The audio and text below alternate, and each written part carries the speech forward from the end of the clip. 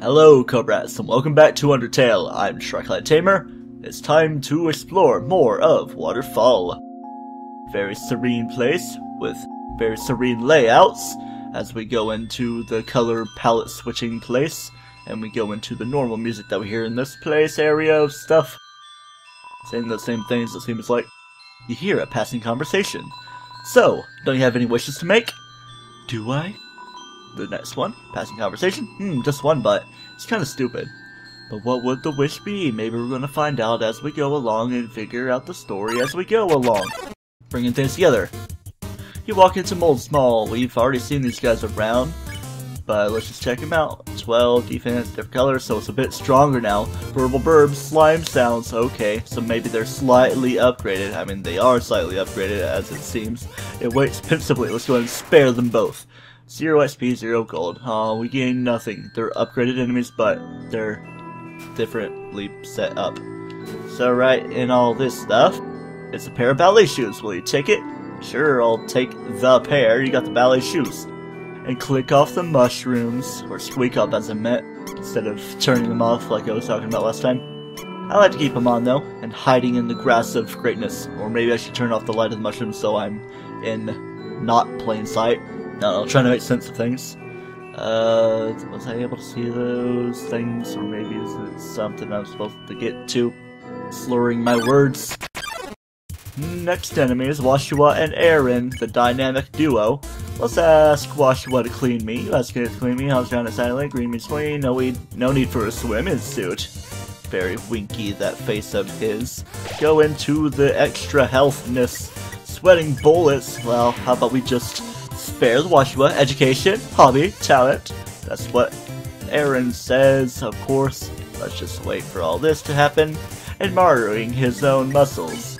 So yeah, I'm pretty sure we just keep on flexing 3 times to make him go away, or we're gonna shoot him. Tell him to go away. Wow, spunky, love it. Okay, doesn't seem to work. Make it a little bit easier, just get rid of Washua and keep things as they are. So yep, I guess I'm just gonna have to flex him away.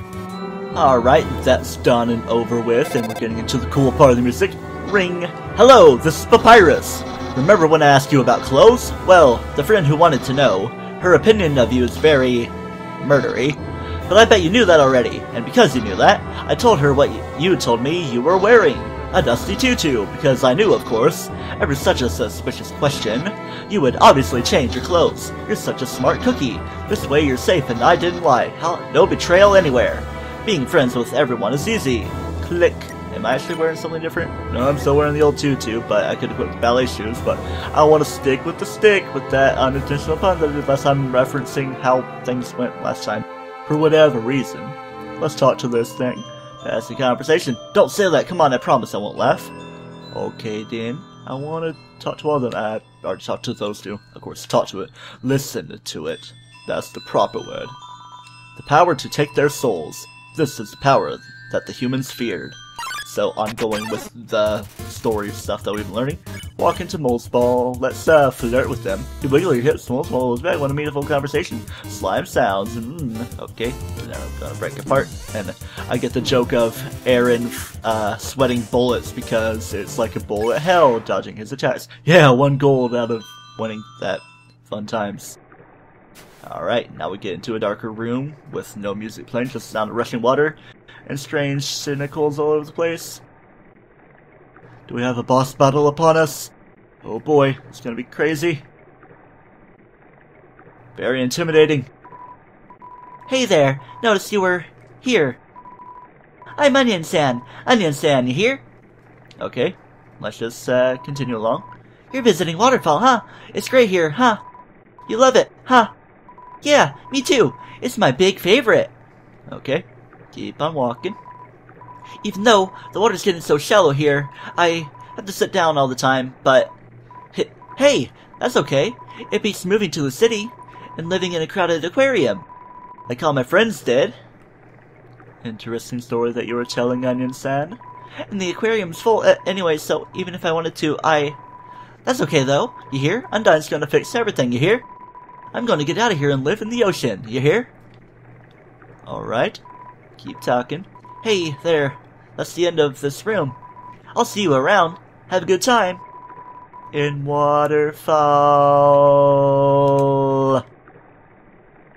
Alright, strange occurrences. Let's just continue back this way.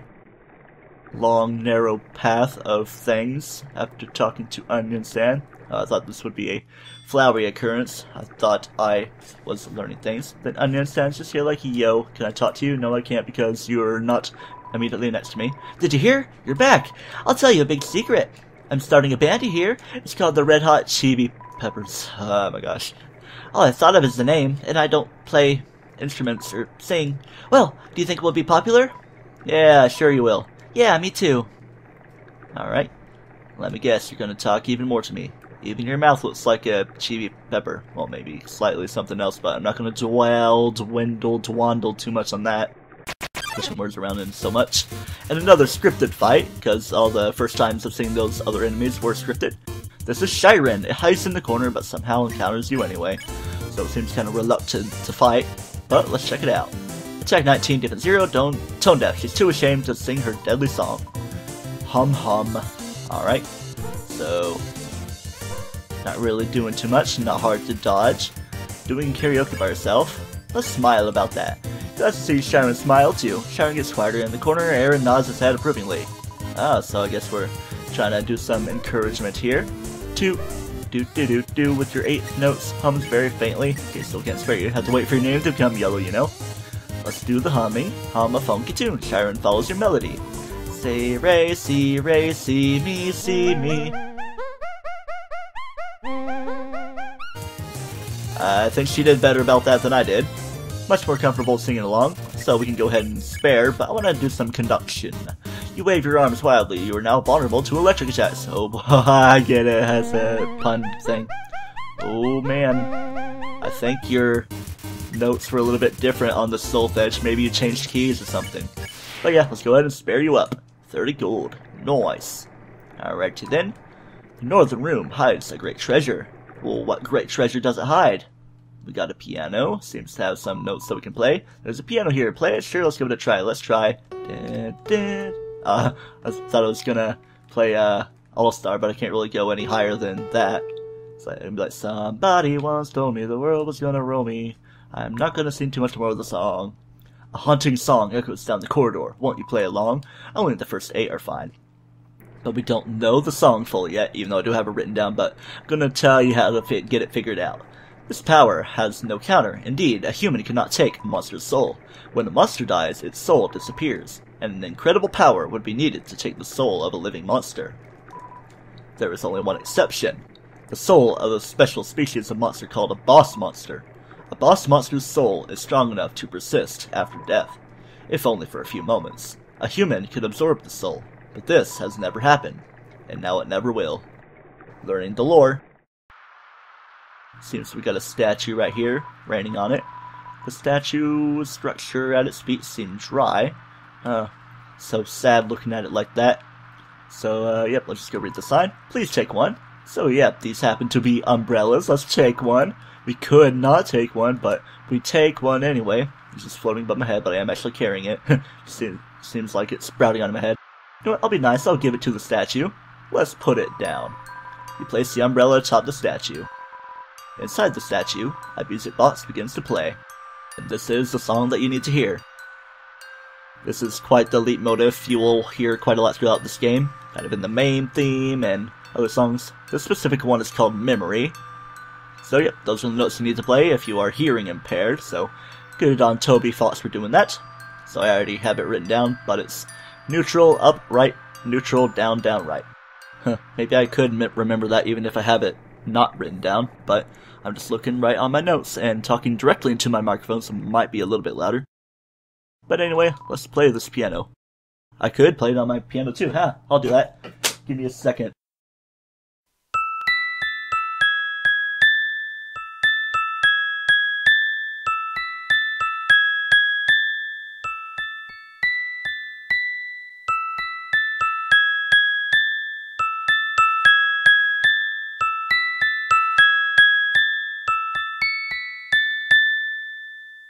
So yeah, there's that.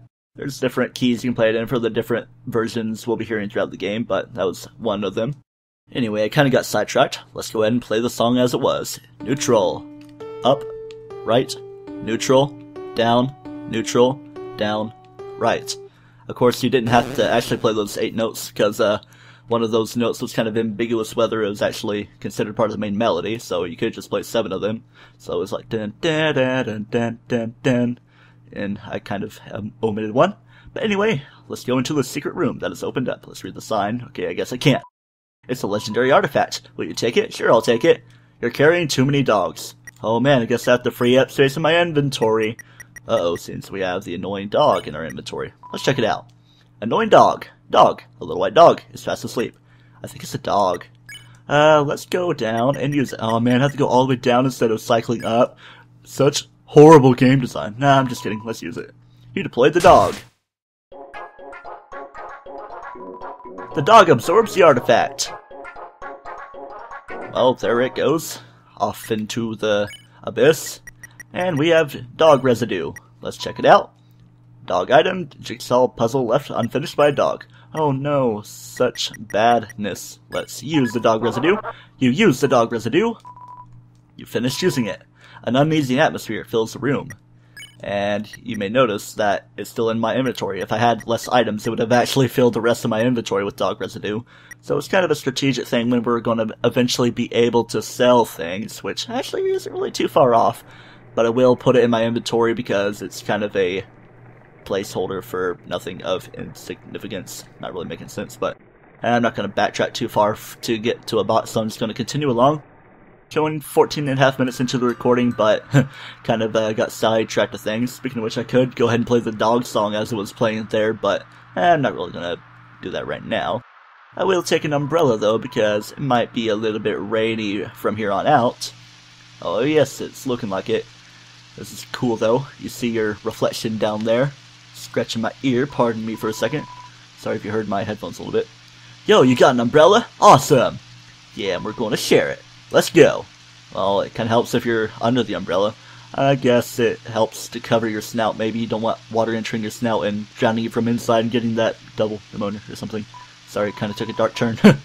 Man, Undyne is so cool. She beats the bad guys and never loses. If I was a human, I would wet the bed every night, knowing she was going to beat me up. Haha. I don't know if that's a fetish kind of thing, or if you're actually wetting the bed out of fear. I'm not going to question anything. Continuing along, viewing these water sausages. Hey, why are you stopping? So, one time, we had a school project where we had to take care of a flower. The king, we had to call him Mr. Dreamer, volunteered to donate his own flowers. He ended up coming to school and teaching the class about responsibility and stuff. That got me thinking. Yo, how cool would it be if Undyne came to school? She could beat up all the teachers. What a time that would be. Alright, enough story timing. We continue walking while there's more to talk. Maybe she wouldn't beat up the teachers. She's too cool to ever hurt an innocent person. Do no harm but take no crap, is that the word she lives by? Ah yes. 2D side-scrolling, with us in the shadows, with a new home, the king's castle, off in the distance. Can't really talk to the monster kid as we are right here, even though he did kind of stop, or she. Still don't really know exactly. I think it may be mentioned, but I think it is supposed to be a little bit ambiguous. Of ambiguity. And we have a ledge here. Yo, this ledge is way too steep.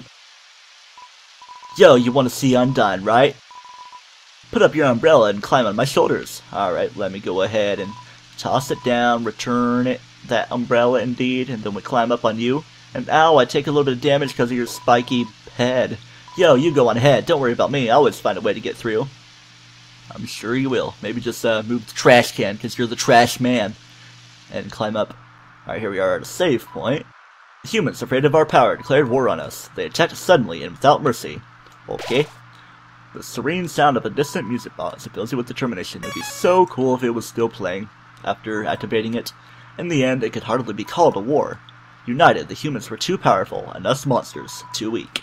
Not a single soul was taken, and countless monsters turned to dust. Okay, seems we have some bridges here. Let's get moving. And as we go to the next room, it gets silent, and we're in slight darkness again. Things are appearing from the floor. At a much greater speed. I think we know what's going on. Yep, Undyne's here to give us another avoidance minigame. Whoa, I'm already not really doing too great about figuring this thing out.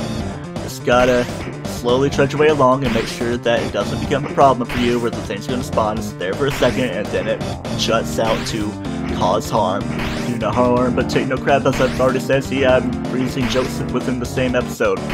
Don't remember the exact path to go, but just gonna kinda follow Undyne from the bottom to see how far she goes.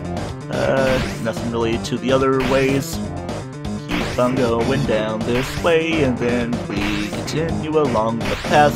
Then we're able to go down. Oop, I thought I was avoiding it, and I deliberately ran into it, even though I didn't deliberately do it. I was just too busy talking to avoid things or whatever. Alright, here we are, at a point where things are gonna get pretty fast. We gotta be extra careful. Oh man, getting more difficult to avoid, even though it's kind of easier than itself though. Oh well, just get to this point. Ooh, thought I had to stop there for a second, but no, I just had to move very strategically, and we seem to have reached the end. This doesn't seem too good. Let's just try to backtrack and hopefully we can beat the power. And we're stopped. Here comes Undyne.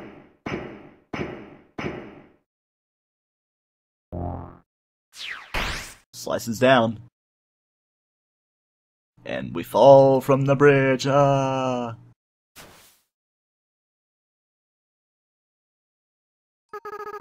It sounds like it came from over here. Oh, you've fallen down, haven't you? Are you okay? Here, get up. Justin, huh? That's a nice name. My name is... Well, that seems to have been a weird dream. And we wake up on yellow flowers. A recurring theme. Let's just go on land. We seem to be in the garbage land. Piles of garbage. There are quite a few brands you recognize. And a few bands you recognize as well, because like rubber bands or something. Just garbage, but nothing I recognize. Okay, so we are here at this point. Piles of garbage. There are quite a few brands you recognize. The same thing. It's gonna say just garbage. Yep, just garbage. The waterfall here seems to flow from the ceiling of the cavern. Occasionally a piece of trash will flow through, fall into the bottomless abyss below. Viewing this endless cycle of worthless garbage, it fills you with determination. And here we are in the trash zone, because I'm the trash man. See, reusing the jokes again. Kind of at 20.5 minutes, but kind of dawdled a little bit with the piano thing I did, all of a sudden. Piles of garbage are quite a few... Okay, sorry. You rest your hand on the rusted bag, it sore and wheezes a honk of despair. Whoop! Doesn't really sound too desperate, though. Just garbage. Is this a computer? A beat-up desktop computer. The inside is empty. Oh well, probably dual-core anyway. Garbage. Is this a cooler? Yep, it's a cooler. Has no brand and no signs of wear. Inside are a couple of freeze-dried space food bars. Take one? Yeah. You're carrying too much. Okay. I don't really want to drop anything. I mean, I guess I could drop an ice cream just to get those punch cards. Space food bar. You got their astronaut food. Alright. Oh, I guess there's more in here. I guess I could just come back to this later. A trash heap. Is this a paper? No, it's a DVD case for an anime. Desperate claw marks cover the edges. Hey, look at this, a dummy. Seems like a regular training dummy. Do you want to beat it up?